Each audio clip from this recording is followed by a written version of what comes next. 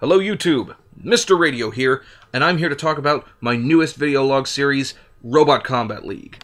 Now, in the first round of this amazing series, it was Steel Cyclone, the fastest competitor, against Crash, who seemed like the underdog. He didn't seem like much of an opponent to everybody, but he proved them wrong. In the first round, Steel Cyclone came fast, hard, and powerful, but Crash was able to hold up to a lot of the punches, taking a lot of punches to the chest and lower midsection. But Steel Cyclone worked on that arm and was able to pop off the left shoulder guard, get at that exposed actuator, and disable them, just at the very last few seconds of that match.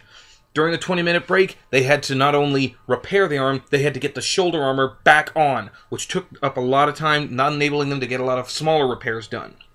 So, in the second round, they came in and they brought it. Team Crash was incredible.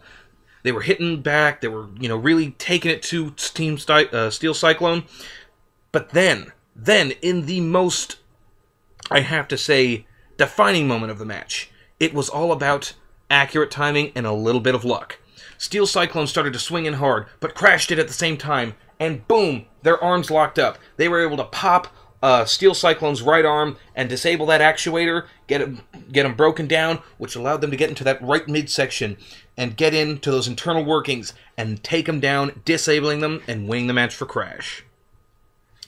So, in the second round of the tournament, it was Scorpio versus the Commander. Now, Commander, he seemed like he might have this match down. He had more durable steel armor, he had big fists, which were used for hitting hard and exposing a lot of area, and really getting in at the inner workings underneath the armor. But Scorpio had fiberglass armor, which is almost as durable as steel, but makes them lighter, and they had those claws, which they were able to use to slash, pop off that left shoulder guard once again on Commander. Once that armor was gone, they disabled the arm and they had to refix it, but they tore up the armor so bad they couldn't put the armor back on, so they had an exposed arm. And then again in the second round, working the body, working the arm, disabling it and taking it out.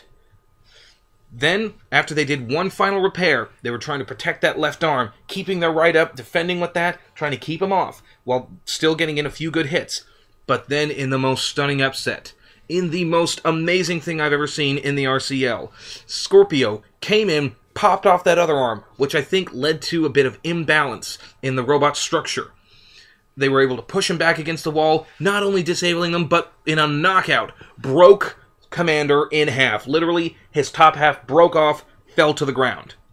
It was incredible, my friends. Oh my god. Oh, so incredible. So, in the third round of the tournament, it was Thunderskull against one of my personal favorites, Brimstone. Brimstone seems like he's a pretty good competitor. He's got that hard steel dome and light leather armor, which allows him to move faster and hit harder. But it was a bit of an odd match, because even though Thunderskull was able to get in a lot of good hits, their arm broke, their left arm. And so they had to go in, do a repair, come back. Their arm broke in the second round, but they kept going, using it like a club to power against Brimstone. So, what happened was that not only did they make it through the second round, but then Team Thunderskull just kept hitting. Didn't hear the bell. She did get caught up in the excitement, but I think after the third horn maybe, she should have listened. She should have been able to hear it when people were yelling stop. And so she eventually broke one of Brimstone's arm and got herself disqualified. So it seems like this is going to be a pretty interesting show to watch, folks. So I ask that to all my subscribers, you keep it here for the latest updates on the show. Remember, if you like these videos or don't like them, there are two buttons down here to click. Be sure to subscribe to my channel over here. I will continue to comment on King of the Nerds and other upcoming shows. It all depends on what's going on and, what the people really want to see. So, for King of the Nerds later and RCL now, this is MR.Radio signing off. I thank you to all my subscribers, and I thank you to all those who watch my videos. Later, YouTube.